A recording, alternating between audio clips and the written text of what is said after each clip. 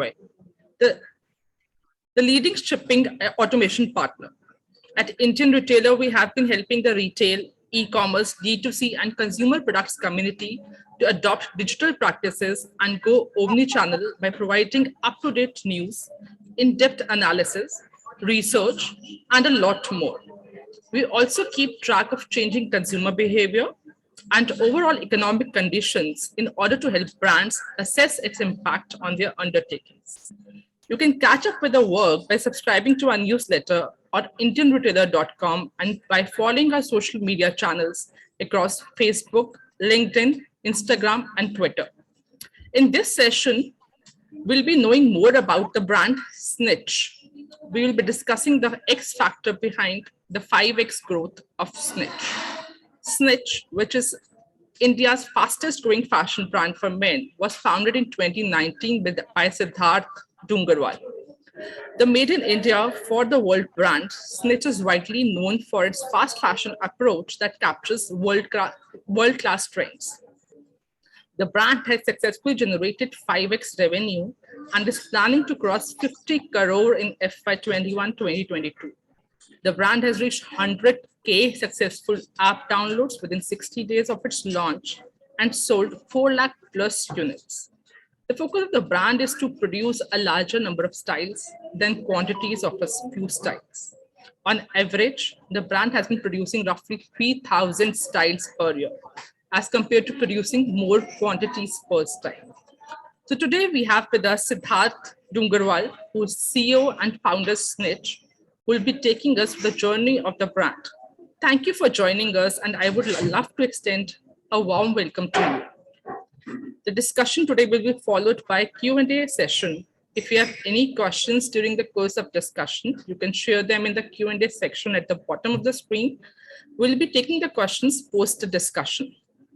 So Siddharth, we would love to know from you about the brand in detail. What was the idea behind foraying into this category? And how difficult was it for you to capture first 100 customers? Hey, Charu, thanks a lot for the lovely introduction. Glad to be here. I mean, we started off in 2019. So I had about 10 to 12 years of experience into the garment production industry, where I used to make a lot of products in wovens and knits for a lot of brands across India and international brands. So while doing this for 10 years, I realized that there was a huge gap in the Indian market where there was no brand focusing on men's fast fashion. So the idea of fast fashion basically is more styles, lesser inventory, faster rotation of your stock.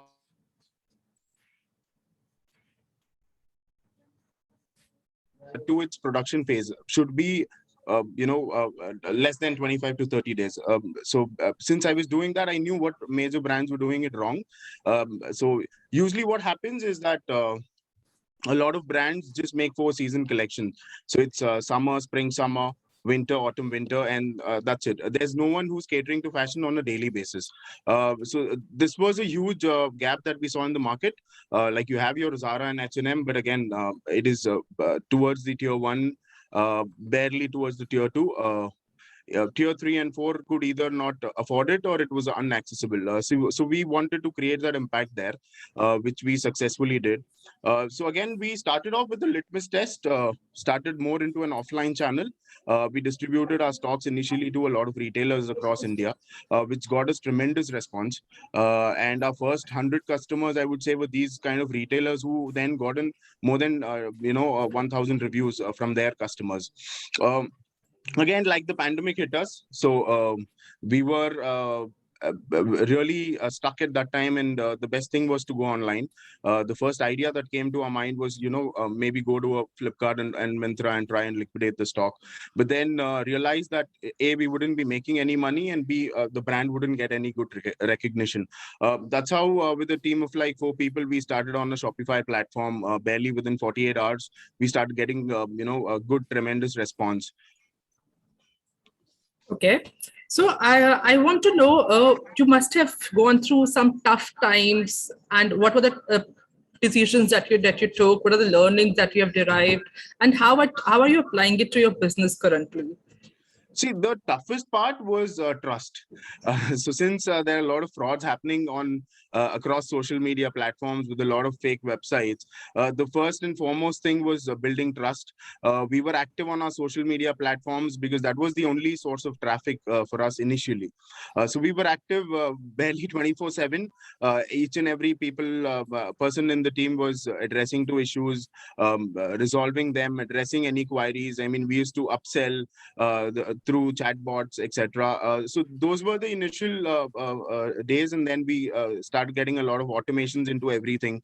And yeah, I would say it is a mix of a lot of things. Uh, uh, other tough thing was that we were barely new in the space, so absolutely had no knowledge about D2C, especially coming from a very different background, but built a very beautiful team around us who were really experienced and a lot of freshers. So that really helped us scale this. Okay. So if you have to say, list any three mistakes that any entrepreneur should avoid. So what should be those three mistakes that they can be avoided to make their business successful? I would say that every entrepreneur should make a lot of mistakes. So mistakes are the key learnings that no one can really teach you. But I would not say what mistakes you shouldn't do, but I would talk about what things you should do. So I think that is a better way to put it across. Um, So one is your business plan needs to be really strong. You should have a very strong business plan. Two is you should set goals, but not focus on them. Make processes or systems that would align and make these, take you forward towards the goal rather than just thinking about the goal. That is another point that I would like to tell. Second, and the third most important thing is invest in marketing. A lot of brands think marketing as a expense, but I feel that's the best investment you could do for your brand. Siddharth, yours is a fast fashion brand, and I'm very sure you must be using social media to your benefits. So, and social media is a rage these days. Brands are promoting their marketing. You said it's a very important aspect that entrepreneurs should look into. So, what sort of social media strategies did you make which help your brand grow further? So, like I told you, to start off, social media was the only platform where we could actually market our products. And social media is the most, easily accessible. I mean, most people spend their free time on social media these days. So that was the best place for us to place ourselves. Uh, so, uh, we've been successfully, growing our Instagram family. Like we started off with about 2,000 followers. Today we have 100K plus followers. So any query that comes up on social media is resolved immediately. We've taken up a lot of automations in terms of various social media platforms, wherein all our queries are bundled across in one platform, and then it becomes easier for us to resolve them. Okay. So this is the social media we're talking about. I want to know about your product more. So if you talk about product quality or product pricing, which is more important for you and why? So product quality is any day the key. The pricing is the secondary element wherein it needs to be priced rightly, but product quality is always something that would build a brand. Product done, social media marketing done, and if you talk about the team, what were the matrix that you kept in mind while building up the team? You wanted to build up a team of people who have experience in the industry before, or you wanted to go for the young people who would have the zeal to adopt the brand policies and live by that? So it was a mixture of both.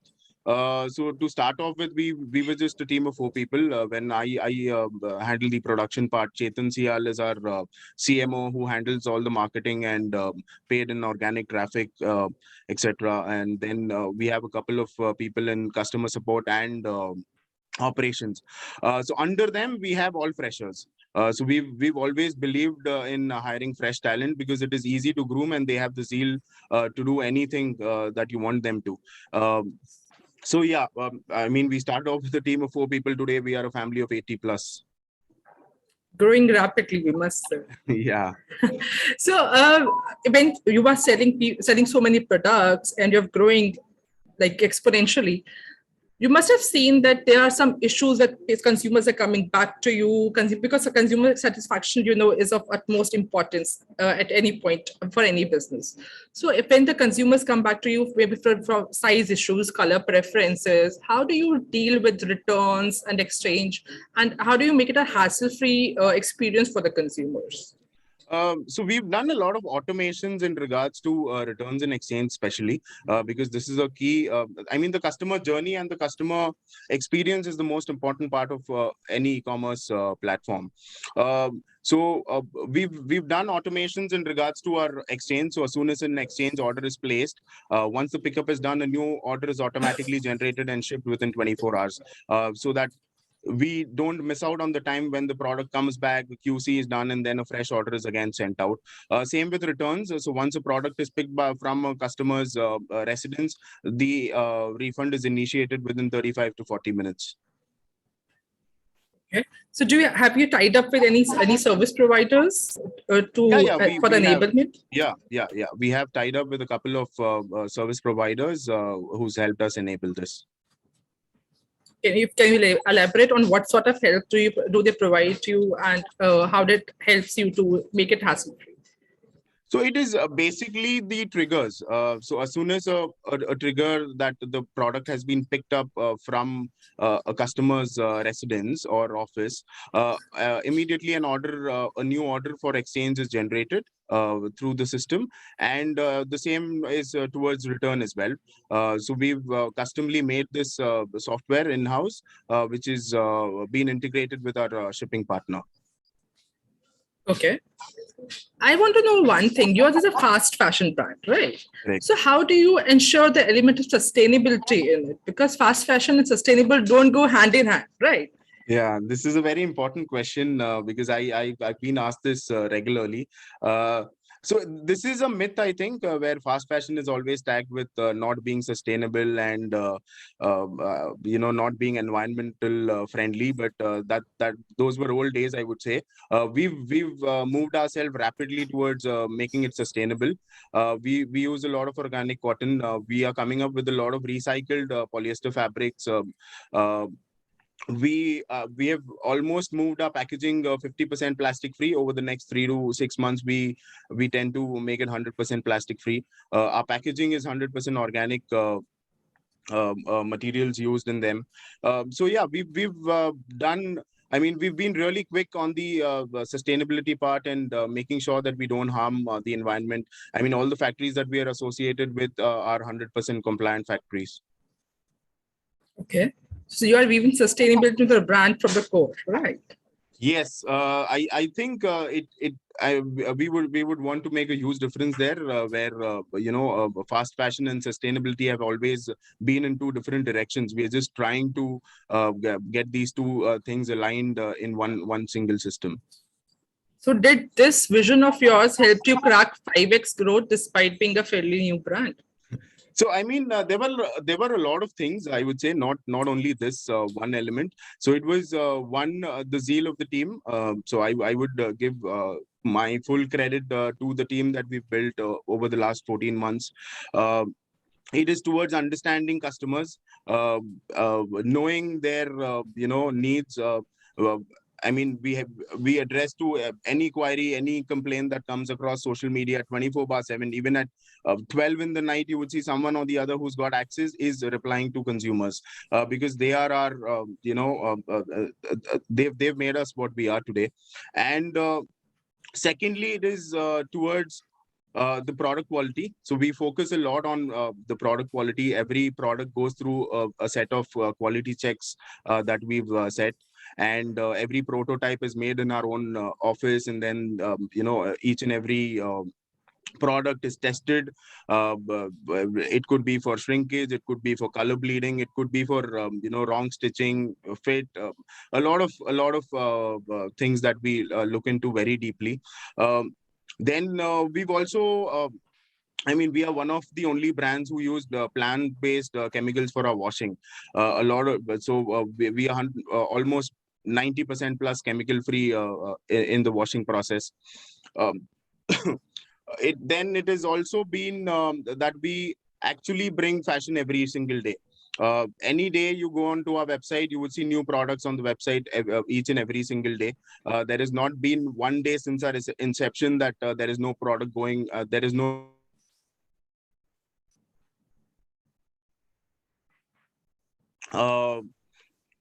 every day they want to come to the app and see what is new. And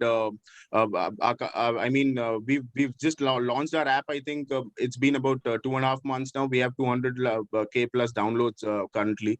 Our customer returns have returning customer ratio is about 44 to 48%, which is phenomenal for a new brand like ours. It is a mixture of a lot of things. Okay, so the brand has been growing, and you have been must be keeping the track of the growth also. What are the key metrics that you have been using to track the growth of your brand? So there are a few set of metrics that we deeply look at. One is the amount of traffic that we get day to day. What is the paid kind of traffic that we are getting? What is the organic kind of traffic that we are getting? What is the add to cart add to cart percentage versus the sessions converted percentage? What is the customer acquisition cost versus the lifetime value of a customer? There are a lot of key metrics that we deeply deep dive into. Okay. One thing I want to know, that technology is shaping the future of the retail industry. So how are you marrying your brand how are you marrying technology with your brand? Yeah, no business could scale without technology. So technology is the core to any D2C brand. So we've done automations probably everywhere that we could. Let it be a returns, exchange. The whole journey, the whole experience of a customer. As soon as you place an order, you get a WhatsApp notification saying, "Hey, confirm your order." They're all very quirky messages. We've kept it very light and very casual, so the customer could reply there. Once the product is shipped, the whole flow is sent out to consumers saying that, "Hey, your order is out for delivery. Your product is delivered. Kindly share your feedback." So once the product is delivered, we again take a very strong feedback. I personally call at least 10 to 15 consumers every single week, especially the ones that have given us negative reviews, just to understand the problems. We've given access to our social media and customer support to almost all our employees, so that each one of them can look at these issues and imply them in their respective roles. Okay, so one more thing, I want to know, if do you have any plans to deep dive into the technology part and use AR and AI and virtual reality kind of thing on your website? Yeah, we are exploring a lot of new things, especially with AI and also live streaming videos. Since currently we are on Shopify, we would explore that very soon. But okay. So what sort of experience are you planning to give it to the consumers on that? It is again, live streaming is the future. That is what we feel. So we're engaging with a lot of influencers, trying to make a mini Instagram kind of feel inside our website, where a lot of consumers talk about our products, where you could just go browse through the whole product journey, or it could be towards the product quality, or your fashion tips. It could be towards grooming. So yeah, a lot of things that we've thought of. A lot of blog actually. Okay, but Siddharth, you must be known that many brands that were launched during the pandemic are almost following the same or working on the same lines. So what steps are you taking to stay ahead of the competition? See, Competition will be there. I mean, there is, and as long as competition is healthy and good, it is always inspiring and motivating. Um, and it keeps you on top of the game. We've brought in a lot of new ideas and a lot of new quirky products. Just to give you an example, we were one of the only brands who used to make men's cords. So cords are basically a paired clothing that no brand was making. And today, you would see all majority brands have started producing these kind of cords. So as long as we are ahead of our competitors, I think we are fine. Okay, just a question out of curiosity. You are into the men's segment right now. Any plans to enter the women's segment also? Yes, we would definitely. That is on the roadmap. We have set a certain target for ourselves. So once we hit that, we would start off with women's apparel soon. So what sort of categories will be foraying into? Again, it would be on the same lines of what we do, and that's what we do the best. So we would again stick to fast fashion, bringing new styles every single day. Just to give you an example, Shein today produces more than 5,000 styles in a single day. They are ahead of Amazon in terms of app downloads. So you could imagine what kind of scale this could do. Okay. So if we're talking about men's category, men's segment, do you have any plans to foray into any other new category in the men's segment itself? Yeah, so plus size is something that we're looking at very seriously and going really aggressive on the plus size category. Again, a very untapped market, wherein there are a few brands in the plus size category, but not really into fast fashion. So we've done again like a litmus test, launched it a couple of months back. Almost 60-70% of our inventory is already sold, and we are adding a lot more categories in our plus size segment. We've just come up with a luxury collection, which is more towards these 100% Egyptian cottons and real fine fabrics, hundreds, 120s counts. Again, any good brand would not sell them, below 6,000 to 8,000 rupees, which is which is really expensive. And we've made sure that we stick on to that same quality and the fabric and the kind of buttons and accessories that we use, and make sure it is at a very competitive price, which is again catering to almost about 7 to 8% of our revenue currently. Okay. So you being a D2C brand, do you have any plans to go omni-channel going ahead? How are you trying to scale the brand? What are the strategies for the brand to take it to another level? Yeah, so like I told you, we are presently just on our own website. So the marketplace is again untapped. We have real good targets and real good plans to go on a lot of other marketplace websites. So that is happening very soon. We would again come up with digital experience stores, at least 15 to 20 across India, which would be more tech-driven stores, small 400, 500 square foot stores, which would drive us towards branding, building trust, the look and feel factor. So even if 60 to 70% of Indians still do not trust brand, and especially towards clothing, it is very difficult because that touch and feel factor is always important. So that is how we want to get closer to our consumers now, with these digital experience stores, wherein they could actually experience what the snitch feels like, or what it fits like, and drive more traffic towards our website. Again, our core products and bestsellers would always be available there for sale, but majority of the sales, even through the store, would happen online. Customers could either pick up from the store or have it delivered to their residence. Wonderful. So when you are planning the omnichannel strategy ahead, you've been growing so fast, you must have set some targets for yourself. Like I told you, I mean, this year, it's just been 14 months for us. We are already crossing 50 crores in terms of net sales this year.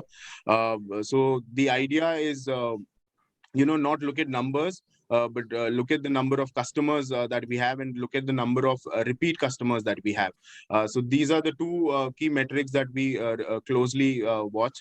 We have a repeat rate of almost 44 to 48%, like I told you, currently. Okay.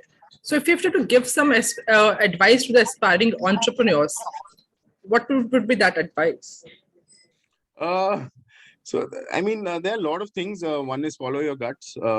Never, there'll be a lot of naysayers who would maybe pull you down, but stick to your gut feeling and keep doing whatever you know the best. That's the best advice that I can give.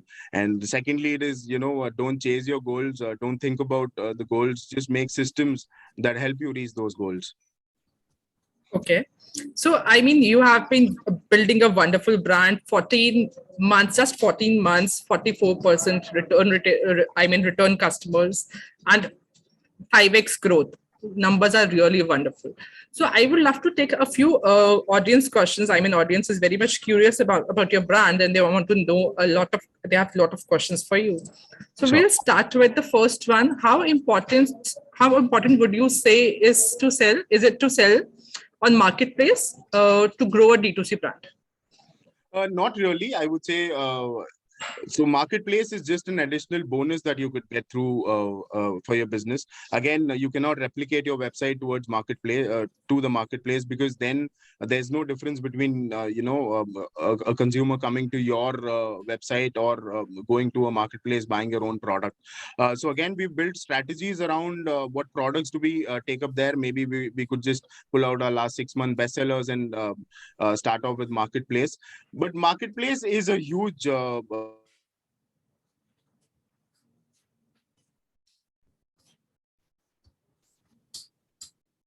Okay. COD returns and RTO of COD orders is a big problem for growing D2C business. How does Niche address this issue? See, RTO is like a termite. It is going to stay with D2C forever. So you could take small steps like what we've already always done is broken down our problems into tiny bits and then resolved them by looking at them very deeply. When we started off, we were at an RTO percentage of, I think, more than 45%. And currently we are just at about 18 to 19%. So there are a lot of steps that we've taken towards reducing our RTO, especially. One is that we've set triggers on our platform on the back end, where any consumer who's doing 3+ RTO, the order automatically gets cancelled. If there is an incomplete address or invalid pin code or invalid phone numbers, we deep dive into that, make sure that the order is genuine, or try reaching out to the consumers. Any 1+ RTO that has been received, we call these HRF orders and then confirm these with the consumers. We take NDR very seriously, even though a lot of shipping partners do their NDR, but we've made sure that we have an in-house team who does this NDR for us. The next question is your customer acquisition cost. How much is it? So again, this is a bit tricky because there are two ways to look at it: customer acquisition cost for a new customer and for the overall customer. Because for new customers, I would say it is at about 340, 350. For overall, it is at about 250. But I consider 250 to 290 the benchmark with the kind of ASP and AOV that we have currently. So again, even your repeat customers would come through some of the other retargeting campaign. So we always look at the overall CAC that we have and compare it with the new CAC, new customers that we are building. The next question is about your marketing. So where does your major marketing spends go? On social media, Facebook and Instagram, or somewhere else? This is a very interesting question. So prior to, I think, September, we were banking really high on Facebook and Instagram. But once the RBI mandate came in September, I think major brands had issues with their Facebook ads manager. That is when we realized that Facebook or any particular platform or any particular paid platform is not really healthy for you to scale. That is when we introduced a lot of loyalty programs, a lot of rewards that we do. We've just launched our loyalty program. I think it's been about 30 days. We've catered to more than 5,000 orders through that. Just a thank you card that goes with our orders generates more than 4 to 5,000 orders a month for us. So we've done these small little tiny things just to keep that retention really high. And obviously, Facebook and Instagram are our highest spending platforms currently, along with Google. Yeah. Okay. As a brand that is growing really quickly in the D2C space, how important is external funding? Is yours a bootstrap company or how is it? What it is all about? So we are currently bootstrapped.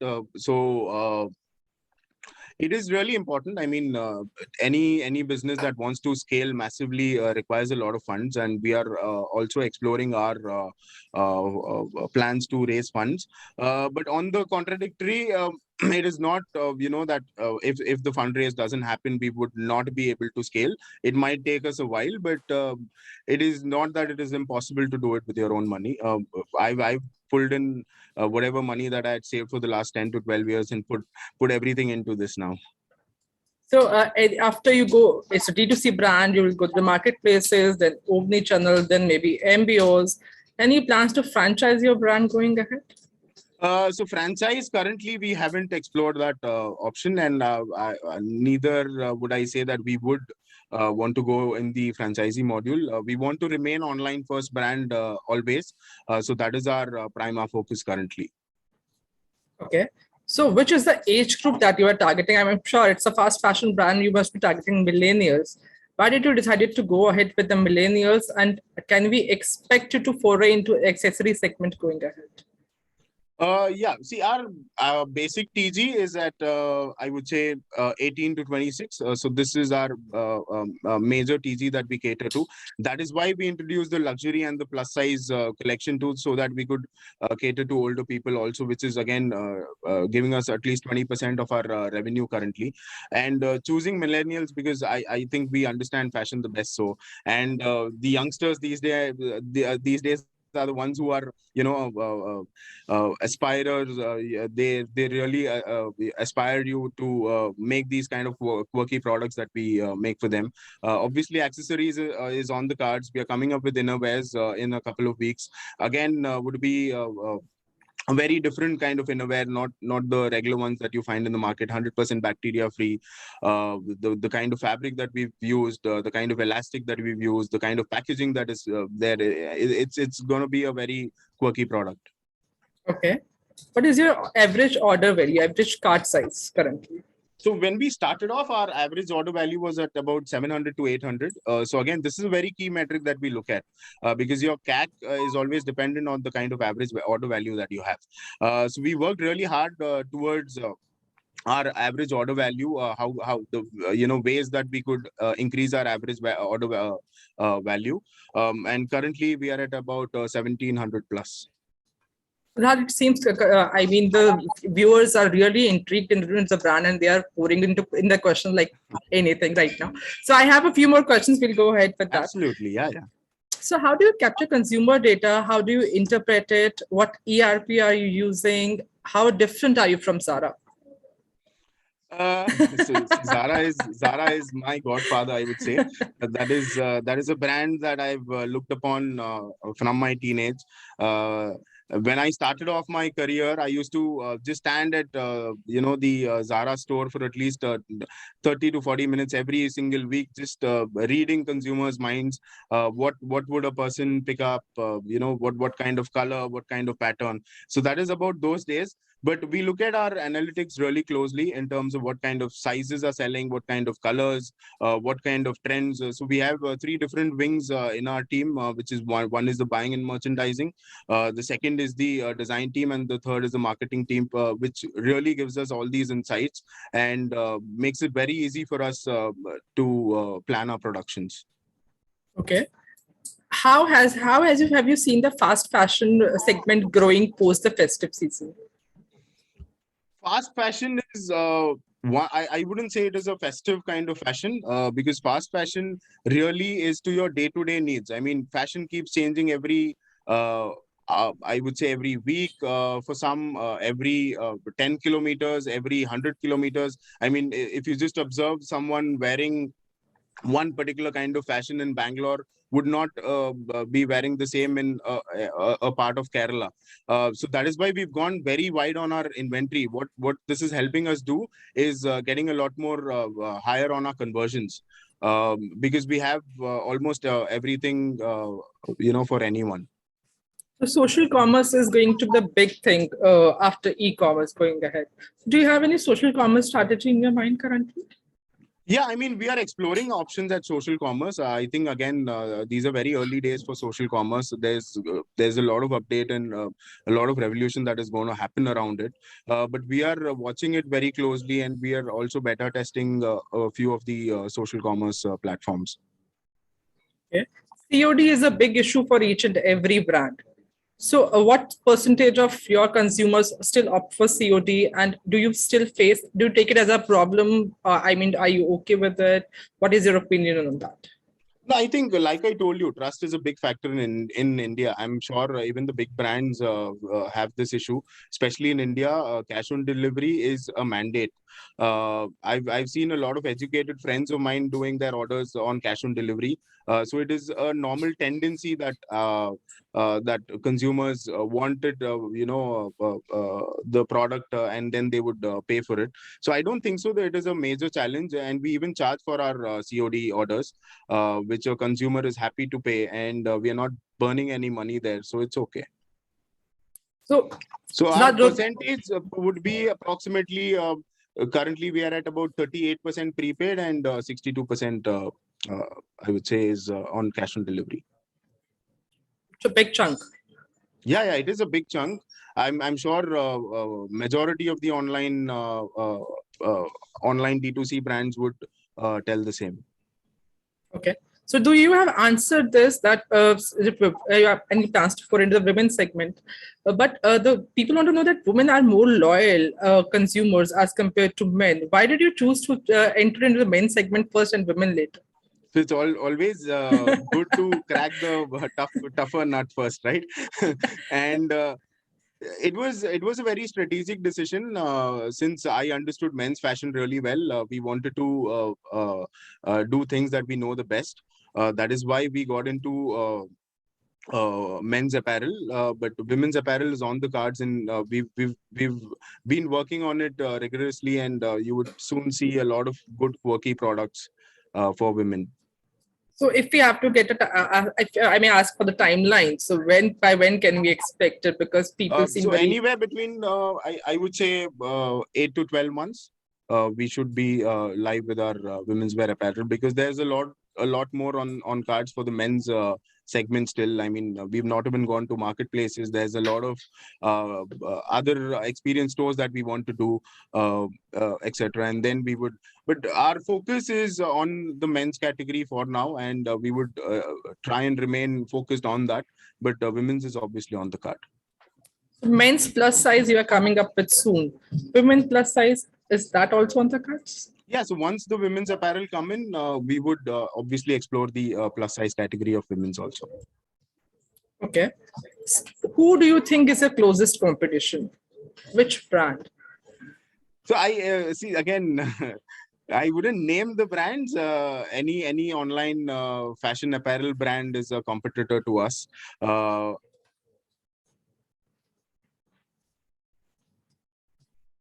Brand in India which is catering to men's fashion on a daily basis. We launch almost 10 to 15 products, new products every single day, which is a very challenging job, and I don't see any competition there. In terms of product and the kind of experience that we give, I don't see any competition there. Yeah, but obviously there are a lot of big and huge players who are into the men's apparel space, so they are always competitors to us. So, I mean, is it difficult to get the loyal customers? Because I know men, I mean, I've experienced at my own home also. When they prefer one brand, they stick to that brand only. So how difficult was it to attract them, make used to use your brand, get comfortable in it, and I mean, going ahead with the same snitch? I'm still going ahead. Yeah, understood. So again, a mixture of a lot of things. One is the influencer campaigns that we do, I mean, we use our consumers to market our products. We don't use the actual influencers to market them. That has got us tremendous organic growth. Second is the kind of experience that you have throughout the journey. It is the first time is always difficult, and then it becomes very easy, especially for men. If they know that one particular brand's denim is fitting them well, they will stick loyal to it unless you do something wrong to them, or it could be towards a shirt, or it could be towards a t-shirt. So it is that we've understood the space really well, and made sure that we don't lose out on the customers that we've acquired. Okay. The viewers want to know about your supply chain model. Who are your delivery partners, warehousing partners? Any plans to scale on this side? So like I told you, we started off with just about 30 products on the website. When we started, we were a team of just 4 people. Our warehouse was just 3 racks in the corner of our office, so which was lesser than 100 square feet.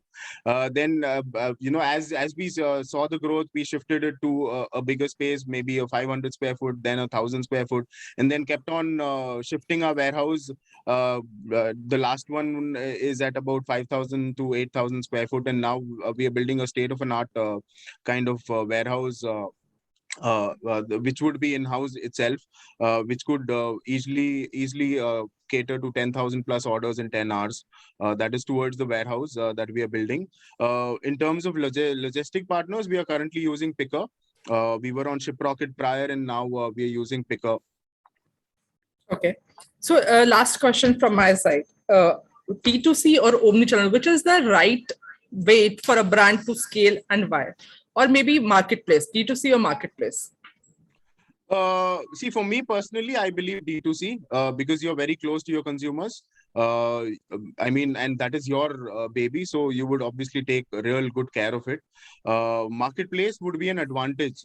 So marketplace is just like a cherry on top of that cake that you've built, is your own website. That as we are running short on time, so we'll take one last question. Do you have any plans to raise funds going ahead? We are looking at options, but that is not our prima concern, because I mean, we are in a bit of positive company. We are not burning money, and the cash flow is really healthy, which would not hamper our goals that we've set for ourselves, and the kind of targets that we've kept. But yeah, we've kept that option open. Okay. From 3 racks to 500 square feet and a 5x growth. I mean, your journey has been really inspiring. We are really impressed with your story, to be honest. And it was a wonderful session. It was wonderful to have you and know about you in detail. I would like to thank you for giving such wonderful advice to the budding entrepreneurs, giving us wonderful insights about your brand. And it was really a wonderful experience to have you over here. So going ahead, we'll be organizing many more such discussions. To stay updated, please follow us on our social media channels across Facebook, LinkedIn, and Twitter. I would say bye for now. Thank you, Charu. Thanks a lot. Thank you, Siddharth. Bye. Yeah, bye.